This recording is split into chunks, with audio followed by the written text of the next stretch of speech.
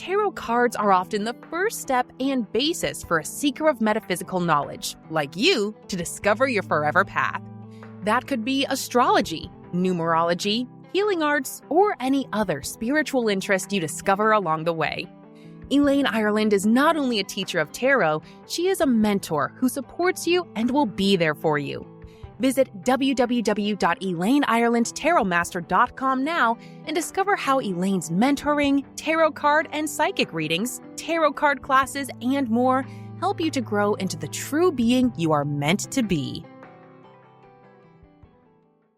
Welcome to Conversations with the Ancients, where you're about to discover a whole different world than the one that, up until now, you've believed you're familiar with.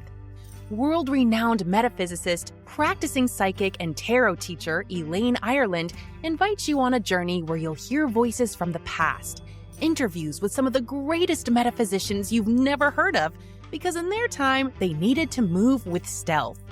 You'll also meet today's spirit mediums, healers, and others who will show you a side of the paranormal you've never seen before. Be sure you visit our website at conversationswiththeancients.com. While you're there, subscribe to us via your favorite network. Now, hear the words of metaphysicians who blazed the trail. You're not in jail, thanks to them.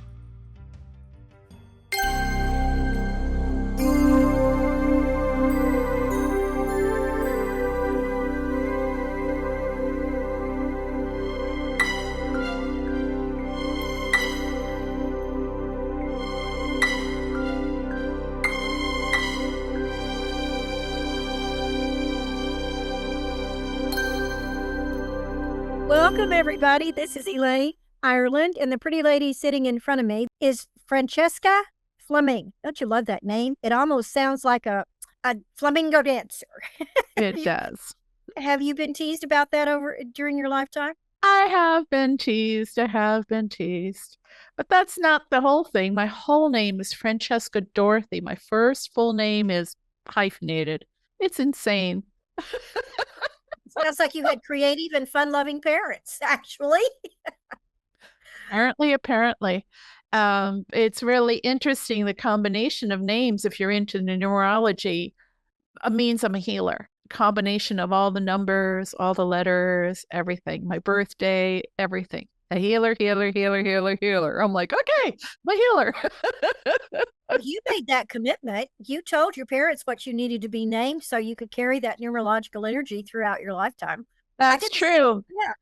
I mean, we make that commitment. Whether we do it right away is not always exactly on track, but you made a commitment and you're standing up to it, which is fabulous.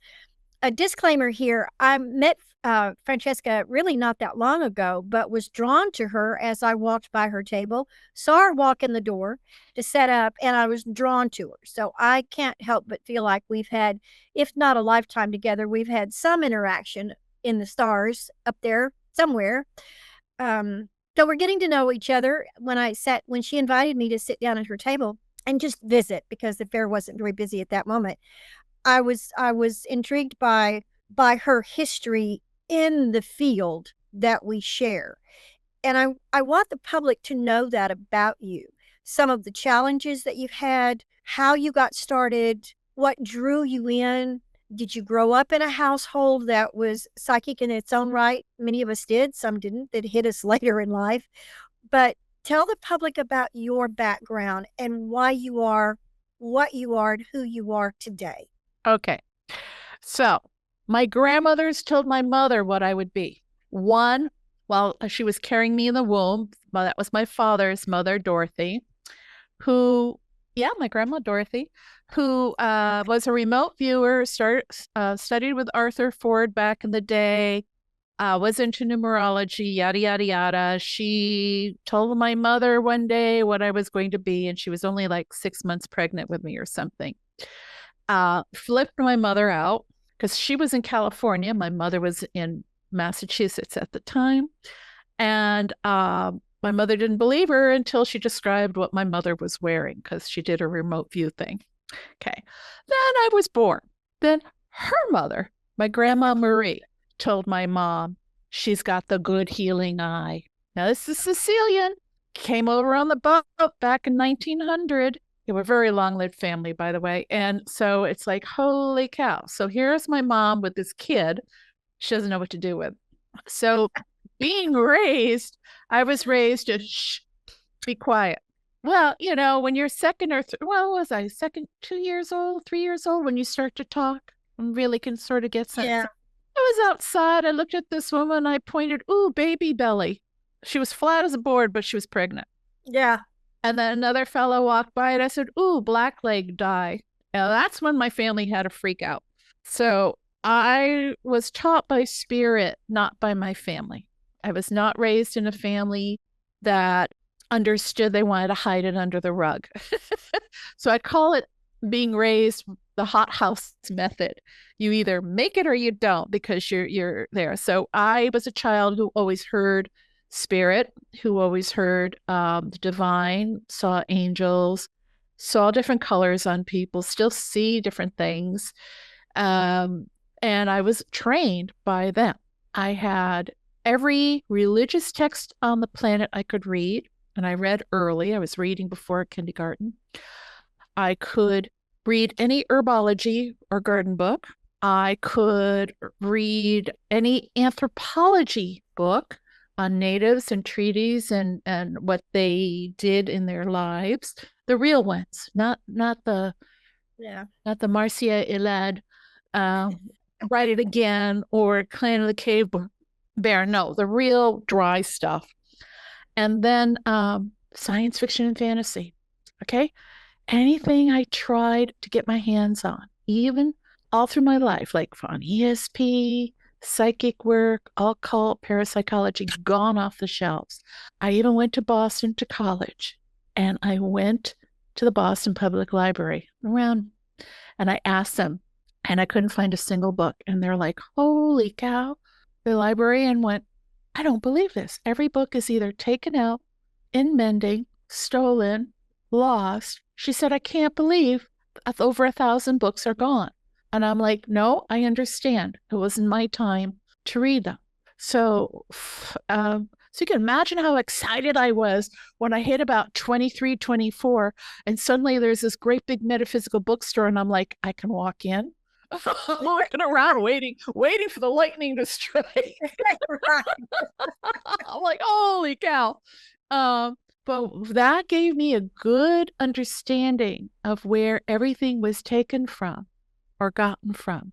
I could see the difference in the old mythologies, the old stories from the Navajos, the old Aboriginal from Australia, Aborigine Australia, the Australian Aborigines stories, all of that. I could see where certain concepts came from, and I could see where people copied or plagiarized, I'll be honest. And I'm like, oh, okay, this is cool. I had insight onto the books. Which, by the way, let me remind you, sorry, folks, I'm going to interrupt you while I'm thinking about it. Don't forget to send us a list of books, videos, music, anything that has had an influence on you, and it will go in your library as reference material for those that listen to the podcast. Okay, cool. Because I'm very discerning with what I do and how I do it. So it's like, okay, we'll just. And that's in the future. But if you run across something really exciting, I mean, in the past, but if you run across something really exciting in the future, just send it to me and I'll add it to your library. Okay. Okay. So, I did those things. So, I just lived life. But, okay, I'm having this conversation with this person. I'm getting kind of shy because I could see their rage and anger in their field. I was an extreme empath. I was like, how the heck? But Spirit gave me ways to deal with it. So here I am learning how to read what I'm seeing in people, learning how to avoid bad situations because I could see what's going on. And because of the years I already had and how I could tell people what I was seeing that they needed to know so they can fix it, I was still able to learn more. In other words, I might sound like I'm having a complete gentle conversation with someone, and I could say, oh man, I sleep bad last night. I had to take my calcium magnesium before I went to sleep. It's a story about me, but they actually needed that information because they were having trouble sleeping. Right. So Yeah. So So often psychics are crazy. having these conversations when we're really doing readings. Yeah.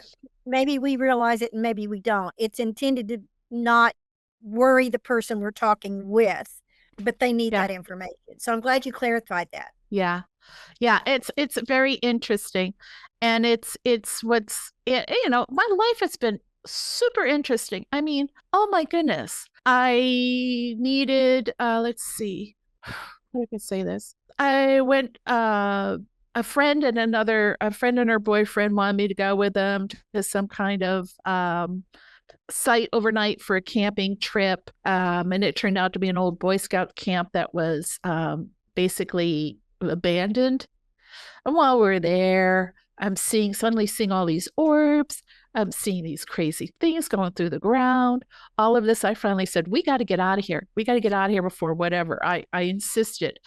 And sure enough, as we were leaving, suddenly all the orbs started to hit the van that we were in. And so I get crazy stuff like this. I have seen people, people have called me to get rid of crazy things in their gardens. And I'm not meaning nice fairies or anything. I'm talking some pretty gnarly, gnomey things that are causing havoc. In fact, right now, my brother asked me if I could help with their veterinary clinic up in Wisconsin because they're being inundated with the ghost of the animals. And they're coming in and they're playing with the toys and they're scattering things around. And we had a good conversation about it. I said, Roger, find out where the lovely owner of the veterinary place put the ashes of the cremated animals that were dying. He found out, he told me. I said, well, I can't help much about that because when you put them in under the foundation, that's what you get. Plus he's in a whole nother state. But the only thing I could give him is, and he knows, since he knows me, of course, he's my brother, is like, you just stand firm knowing you are not harmed because that's the truth. Your soul can never be harmed. You might get battered around a little bit physically, but your soul will never be harmed. And so he just took that stance. Now he just chuckles about it because what are you going to do? Yeah. So that's just a skimming of my life. But the other thing that's been interesting are the people and events and the part that I've been involved with. For instance, I worked with Barbara Brennan before she even started her school because I was curious. I worked with Donna Eden. Wait. Tell people who Donna is. Oh, Barbara Eden. Well, Barbara Eden started Healing Hands of Light. She has a couple of great big books that are fairly accurate. She was a NASA scientist who had a vision of what she was supposed to do. She spontaneously awoke. Unlike me, who kind of knew everything coming in and still was remembering, having events that remember. And Barbara was an interesting gal. She's gone now. She still has, I think, a big school down in Florida. Not sure who's running it, but I met her before she even started her school and she was training people. So it's interesting to work with her and see her paradigm. That's one thing I love about being psychic is you can step into other people's paradigms and see who they are, what they're thinking about, how they came to it. You know, it's like it's like, oh, I'm going to wear a new costume. Not every psychic can do that, public. Not every no? Don't be afraid of every psychic doing that. Not everybody can do that. Not everybody can do it. Special. Yeah. I do it, but I've also learned I don't do it without permission. I do ask people when they come to me, I'll usually say, what are you here for? Health or spiritual work or life path work or getting rid of the subconscious beliefs that are blocking you, limiting you. And that's where I usually start. And I will only go as far as I need to. And your soul tells me, you know, if you don't tell me physically, I'll ask your soul. And that's how I work. I go up through my soul to the divine, down to your soul to you. Yeah. peanut gallery's on the outside here. You know, the guides, they're on the I call it gallery. They're gonna say, what? You call us a what? I know. I could call them the council. I mean, they are my council, but I prefer to stay low key with things and easy and in a soft manner, because it's more than just me. It's not really, well, I'm really just a telephone, a cell phone, a translator for what I'm getting, so people can understand what they need. That's all. I have a girlfriend. She's has far more ability than she's giving herself credit for. And she's also a healer. But every now and then she'll call and she'll say, Elaine, I need a translator for aisle 9. What that means to her is she's seen something, she's heard something, she needs a translator in aisle 9, an explanation in aisle 9. Well, 9 is completion. And she didn't realize that for a long time. And I didn't bring it up to her, but it was like she'd reached one end of something and was starting another. Yeah. Now when she calls it or leaves a message for me, okay, I need a translation on aisle 9, I know she's had an experience of some sort that she can't understand. So it's funny that you bring something like that. Yeah. Well, that's really what it is. So, and like all my life, I've been doing this, trying to do my work under the radar. In fact, I gave away everything. I didn't charge anything for my readings until my late 30s, early 40s. I gave everything away because it just felt right. Yeah. Now I got, well, what was it? It was funny. In my late 30s, early 40s, I got hit on the head by my guides, my soul. No more freebies. And I'm like, what? Can I at least have a few a month? And they're like, well, okay. But I had to learn a lesson of self-value. We all have to learn things, right? We're no exception. I mean, people look at me and they go, well, you have a weight problem. I said, I do. Generational karma, still working on it. It came in during menopause. It came into a bad thing, and I'm still working on it. But you know what? It's okay. My health is still good. They say, well, you have all these massive allergies. Yeah, I do. Am I taking medication for it? They go, well, are you? And I'm going, no. The doctors don't know why I'm so healthy as I am with all my allergies and don't need medication. So we all have something we're working on. Those are karma illnesses, meaning they're my lessons. There's what I came, they're a plan, but it's very interesting. So how that works with what I do, well, I call it the theory of resonance. Do you have your own theory of resonance? Do you know what that is? I was going to ask you what you meant by that. I've not heard that phrase before in our community. Theory of resonance. Resonance. It's my thing. It's my thing. What I was shown very young is one of the reasons empathy is existing, etc. It's a beginning to really knowing we're all one. Number one. Number two, if you're a healer working on someone, you are much more effective if you know what they've gone through, right? So if they have a big fear of rats, and I have well, that's the wrong word. Let's not do that one. I do have a fear of rats. Let's not do that one. Okay. Spiders. Let's say they have a fear of spiders, a big fear of spiders. I just have a little fear of spiders. I know some spiders are not good, and so that makes me a little wary. When I get near them, that tuning fork of spider in me starts vibrating. It's one of the ways I can parse out what's going on with somebody.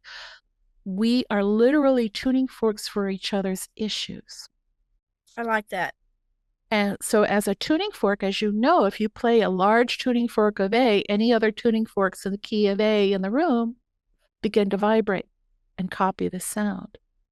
And that's my theory of resonance. In a nutshell, humans are live tuning forks. Their issues are actually the many tuning forks.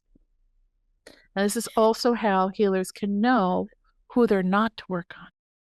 Now, that's an important statement because the public believes that not just healers, but psychics can work on anybody. And some of us may be on the same wavelength, so to speak, resonance, as you say, which I really like that. But there are some that we're not supposed to work on, or we can't. That's right. That's why I stopped using a schedule where people could just pay in advance and plug it in and I got notification. Maybe call me old-fashioned, but I want people to call me and set an appointment, not email me. If somebody emails me, I tell them to call me. I want to ask them questions. Number one is, I'm not being nosy, but I want to make sure that I'm the right one for you. And I can get through to your guides. And if not, then we're not going to waste your time and money. Right. And that's a big deal. And some other psychics, especially the younger generation, they think that's very old-fashioned. But it is. And there have been times when I tell people up front, I'm not the person, yes, I do mediumship, but I can't guarantee it 100%. That's why I don't put it on a card. That's why I don't do it in public. Well, I do stage work, but that's different. But if you've got to talk to your Aunt Nellie, I can't guarantee that Aunt Nellie's going to come through me. She may not like me, but I can send you to at least 2 people that I feel comfortable that Aunt Nellie will come through. And that's where you need to go. So here are the phone numbers. Yeah. But we're not all on the same wavelength. So you saying there are those that we shouldn't. Absolutely. Yeah. Tell us why. Tell us why. Okay. Well, first of all, sometimes their illness or what they're going through is a huge karma for them that they have to go through. And if I shortcut their lesson, which is what would be happening if I healed them or gave them the answer, it's on me. I get the problem, not them. I get the bad juju, not them. So what I usually do is when people ask, well, I don't know about you, etc., I said, good, send me a photo. I will check to see how much I can help you, whether it's 10%, 20%, 100%. I have to do it by email. And there are people I've had even at the fairs where they come in, well, I want you to read me, and I'm looking at them. I'm trying to get through their shell. A lot of people have shells too, Right. Don't want to. I have to say, no, I can't read you. And they're like, what? I said, no, can't read you. I'm not supposed to. Whatever illness you're carrying is that. Now, here's the shortcut though. The shortcut when someone has a big karma and I can't read them, I'd say, if you really truly want me to try to get a touch with it, you have to tell me what you think the problem is and how it's changed your life. In other words, what lesson have you learned so far? Usually when they start talking about it, the doors open and I can help them a little bit more because it signals to their soul that they are getting it. Their persona, their consciousness here on planet Earth is getting the lesson. I have to be very careful though. I have to go very gently. So those people usually take probably 4 or 5 sessions over a year and a half to get them through their illness, especially if it's a huge karma thing. Ooh, big karma. Came down from other lifetimes, etc. Yeah. Now, there's also what I call little karma with a little K. That's the personal stuff you created in your own world this lifetime now. That's easy to read. That's okay to read because we do want to leave here cleaner than we came in. Hopefully, yes. Yeah. I mean, our auras look like people don't. Yeah. The Peanuts cartoon, the Schultz Peanuts cartoon. Yes. Remember that? Yeah. Pigpen? Oh, yeah, with his blankie. Pigpen with his blankie. Okay, so I see people's auras like Pigpens around Pigpen. And if there's karma, if there's crap, if there's illness, I see all that schmuck in there. Now, if I don't want to see it with my eyes or my third eye, I'll use my hands. Whoops. Uh-oh. You caught out. You Okay. did too. I don't know why. It just said it'd been disconnected. And my hands are not anywhere near the computer. So I lifted my hands up, so I might have zapped it. So, okay. So let me get back. folks, Mercury's in retrograde. It's been a nightmare. Anyway. Oh, it has been. It has been. Okay. So as I was saying, sometimes I'll use my hands to feel, and I'm not going to put my hand toward the camera now. I'm afraid I'm going to blink it out again. Okay. I'll use my hands to feel the aura if I don't want to physically see it, because sometimes the stuff is pretty ugly. I'll be honest. It's ugly. Can be ugly. And scary. Very scary. I call it the monkeys on people's backs. Oh, man. That happened to me down in El Paso. Oy vey. Back in the 80s. Holy cow. Here I am on a street corner, ready to cross the street. And I'm seeing these monsters on people's cars. And I realize they're in actually the auras of these monsters on people walking by, these ugly things, whatever.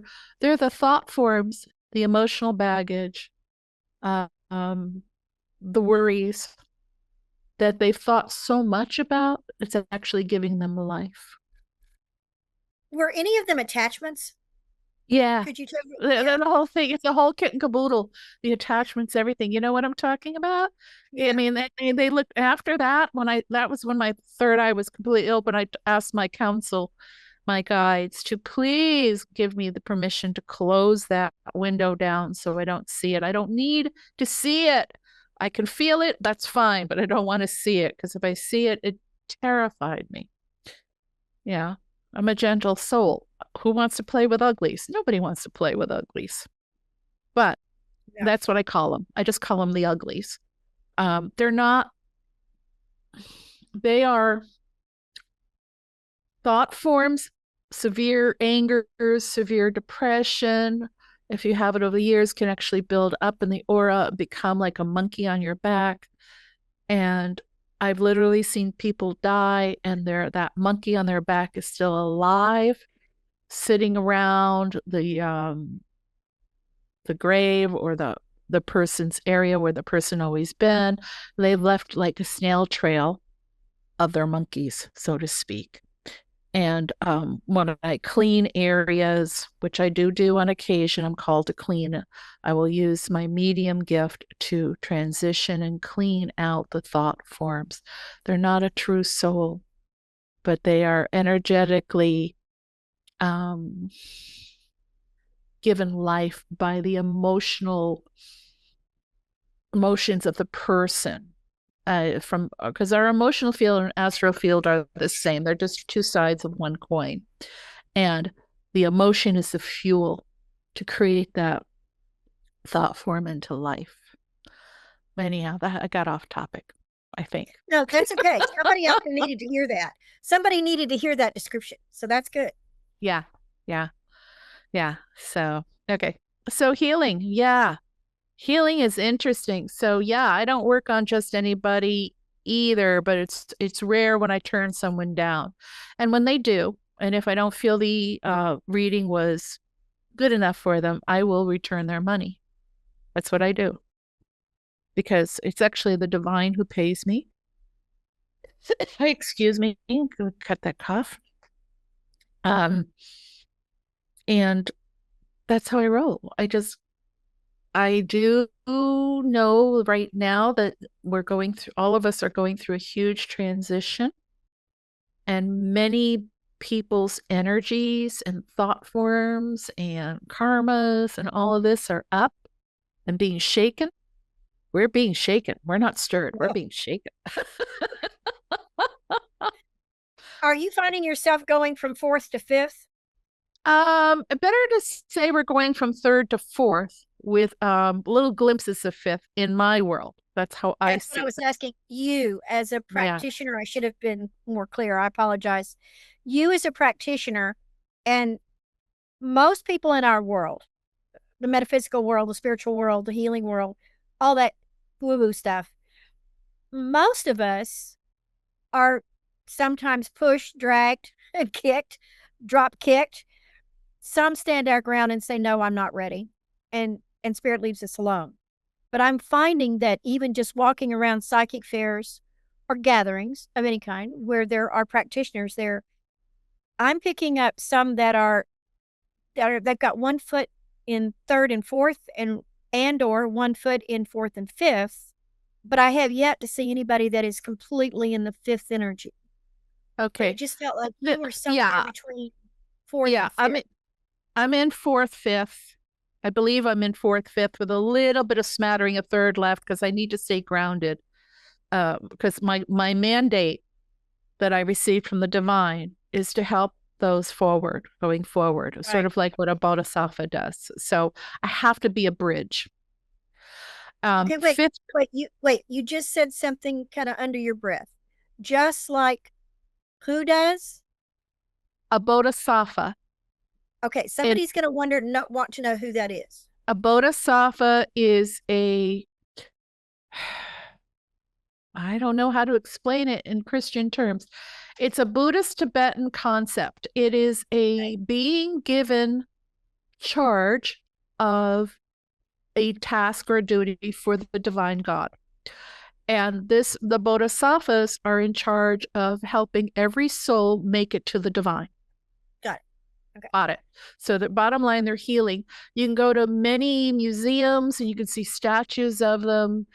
Kuan Yin is considered a bodhisattva. You'll see the Kuan Yin photo on my website, which is be-joy.com, be-joy.com.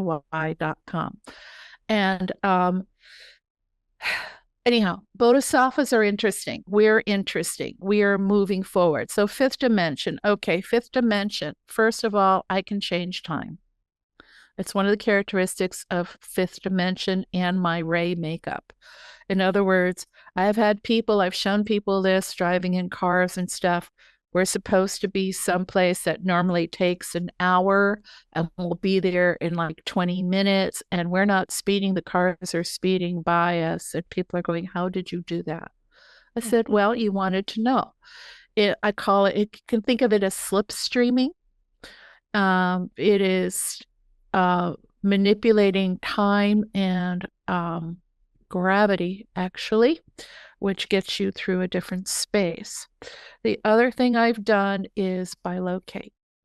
And bilocation is interesting. It is where you are split. People see you as if you are someplace else and they try to talk to you. And now I may not always answer when I'm split, but it has happened. It happened in college. I was at my desk in my college dorm room going, I need to know when that college math exam is, blah, blah, blah. And I just had such a need. Next thing I know, could see myself reading the billboard of the math exams and stuff. And I know I was still at my desk. And I then, walked through and basically came back to my dorm room. I could see myself doing it in my mind while I'm still doing this. So it's like my brain is working on two things at once. And so the bilocation was interesting because people said, Francesca, you didn't stop and say hi to me. You did whatever. Answer me. What was going on with you? They saw me physically in that room. Now, if you really want a great story about bilocation, read Father Pietro Pita's works, his story, his brief little 60-page biography. It is an interesting one. He bilocated during World War II to stop both Germany and America from bombing that town he was living in. He was an interesting dude.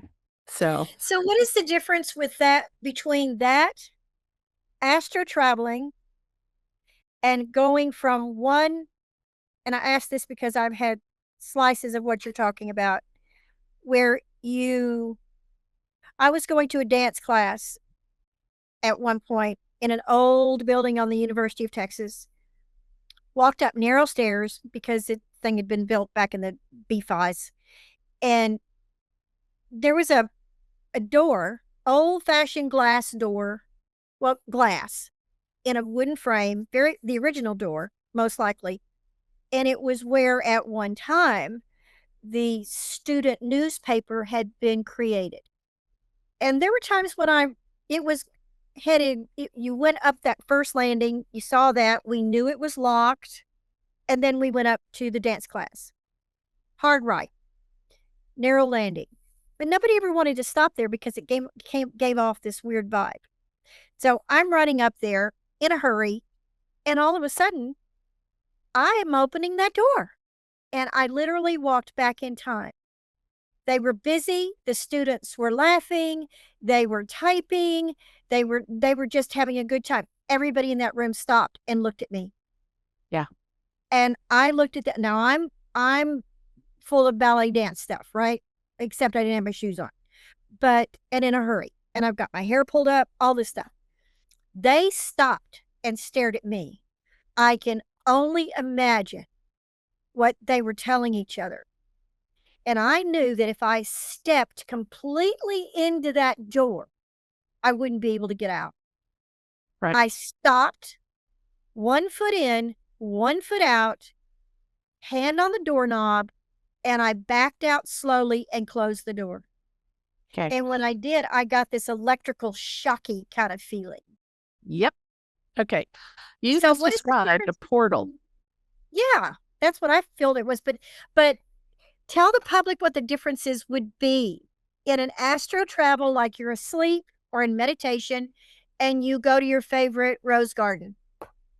And Okay. going back or forward in time, which I believe we could do, back and forward, that's my personal opinion, and what you're talking about. Okay. Conscious awareness. You have conscious awareness that you're actually doing the thing. That's the difference between doing it embodied, current time, whether you're going through a portal or like I did by location, you are consciously aware. It was a deliberate, might be involuntary for some people, but it's a deliberate conscious act. When you're sleeping, it's not conscious. You're following, you have an intention, but you're not directing it. Your conscious is not at all in charge. It's usually your astral body, meaning your emotional body.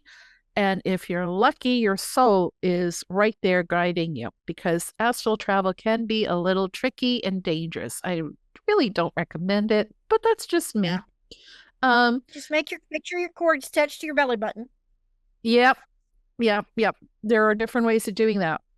Yeah. Astral travel will make you think that you're dreaming it, or you're pretending it, or using your imagination. Whereas by location or portal travel, you literally can see, touch, feel, and there's definitely electrical charges, especially if it's a portal going on. It's quite different. Can you imagine having the awareness that you are split? All right, so that's it. So Father Pedro, in order to do what he did in his biography, he went into prayer and meditation, and that's what he did. And he was floating up between the 2 fighter jets and said, "Stop, don't bomb here." And they were so surprised, they decided to leave that area alone. I wonder what story they told about that sensation. Can you? They had to report it. Whether think about it. Germany, unfortunately, Hitler did believe in a lot of the esoteric, so he would have wanted to know. And America was also into it. We know that there were programs in the government. There still are. Yeah. It's rather interesting. Oh, that's another story. Oh, you don't want to hear that story. For another time. Anyhow, these gifts are interesting. My location is interesting. It is an offshoot of a 5th dimensional ability, but also what our physical body is capable now. In other words, I can foresee in the future that all people on planet Earth will be coming more and more into their psychic talents, and they should treat it as a talent like music or art or something. It is part of them. It's a gift, but it's also something that needs to be exercised. And And of course, there are other things involved, but bottom line, that's the nutshell of the difference is consciousness. And being able to, with bilocation, you can interact with the surroundings if you're strong enough. I did not have the ability to talk to those people who were trying to flag me down and say hello and stop me. But that's okay. I got what I wanted. I was on a mission from back home. All right. Okay. Now, what does that bring me? That brings us to basically the healing. Yes, I was just thinking that. People Yeah. now have a feeling for who you are, why you do what you do, and the one thing I did want to ask you before we go on to your practice as such is what were your one or two, if any, of your hardest challenges to live with one foot in the an alternative world? I don't know how to say this. I almost said real world. Which one's real? The metaphysical world, doing the work that you do. You talked about geography a while ago and location. Some areas of the United States and world is a lot easier to do what we do, and we're accepted. And time frame has had a lot to do with that too. I know for myself, I was fortunate because my parents went to Europe. I was born in 44. I was barely 5 when we hit Italy. We were in Italy for years. My dad was there to help rebuild churches. Being Italian, he spoke it fluently. Came home for 8 months, went to Germany. I grew up overseas. I was lifted out of this arena that would not have welcomed me. So when I came back as a teenager, I had to face, mother said, when we left, she said, you can't do what we do at home. I thought everybody did it. Same thing coming back. I was in a weird time frame. Did you face any of that in your locations? What did you have to kind of. I was raised mostly in upstate New York. Okay, but here's the thing. Yeah, my family told me to keep it quiet. Didn't mean I didn't use it. All right. Same thing in Boston. Kept it quiet until I got the word. Used it to my guides would tell me, oh, don't go around that corner, there's something bad there. I'd listen. All right, there are different locations that's hard to work in. For instance, my being called here to Texas was very different from the energies on the West Coast. It was easy peasy for me to work. It was the energy, the ley lines, everything. I was easily access. I can access it, etc. There are not many ley lines here in Texas, so the energy is a bit different. I'm not even talking about people's acceptance. I just figured people wouldn't. I mean, I'm like, hey, it is what it is. I mean, I can't tell you the number of boyfriends that dropped me like a hot potato when I started reading their mind or telling them, no, you just lied to me. Yeah, it's like, oh, no. That's a biggie right there. Yeah, that's a biggie. That's a biggie. A lot of places, though, it's accepted underground. So growing up, and I'm a dozen years younger than you, growing up was a little different. I would find my niches. I would move with it. Like I've been to upstate New York, Massachusetts, down to El Paso, back up to New Hampshire, Massachusetts, Oregon, Virginia. I've been all over the place, different places. So my big takeaway growing up is that I learned how to communicate what I was seeing in a way that wasn't threatening to others as a safety. I learned there are different areas that were accepting, but then there was also people who would accept, but then the jealousy or whatever would start, and that didn't work either. I could see fear in people's eyes. Yeah. And so I just back off. Yeah. Yeah, I don't like to create fear. I don't like to create fear at all. Anyhow, though what's really scary for me is when someone's, oh, how are you? And you go shake hands or whatever. I could feel immediately there might be an illness or something they need to attend to right away. And how do I say it? Finally, I'm old enough that I don't care how they think about me. But when you're young, you're going to go, oh, I really shouldn't do that. And yeah. So I caveat every thing. Yeah. Yeah. Age is a wonderful thing. It gives us courage in ways that maybe will get us in trouble, but we really don't care anymore. Or we find a way to get out of it. No, in fact, sometimes the psychic gift is to give them, like, this is the facts. And if you don't like them, hit the highway.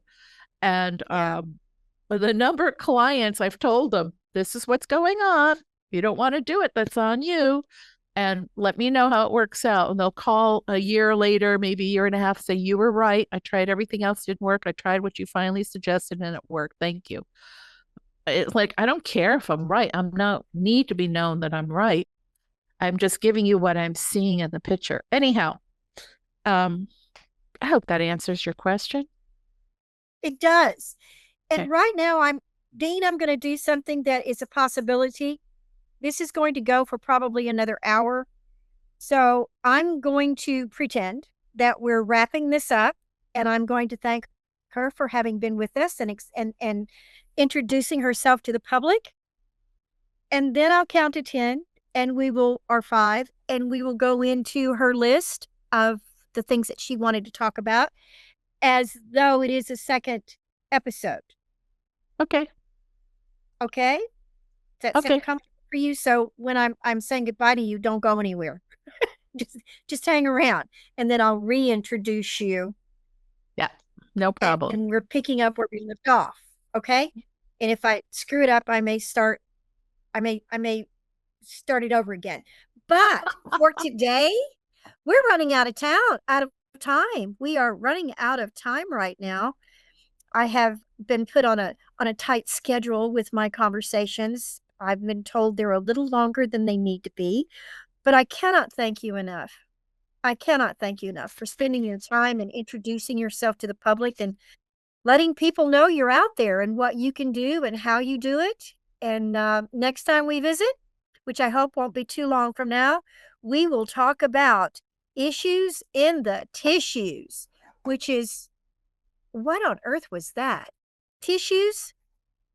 Issues in the tissues.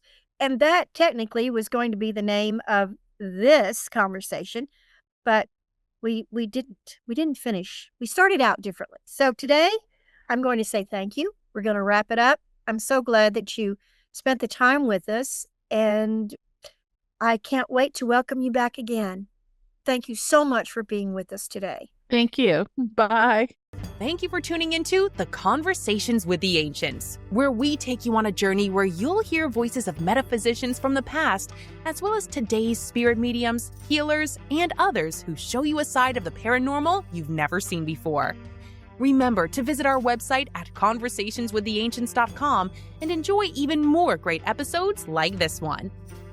Again, while you're here, subscribe to us via your favorite network.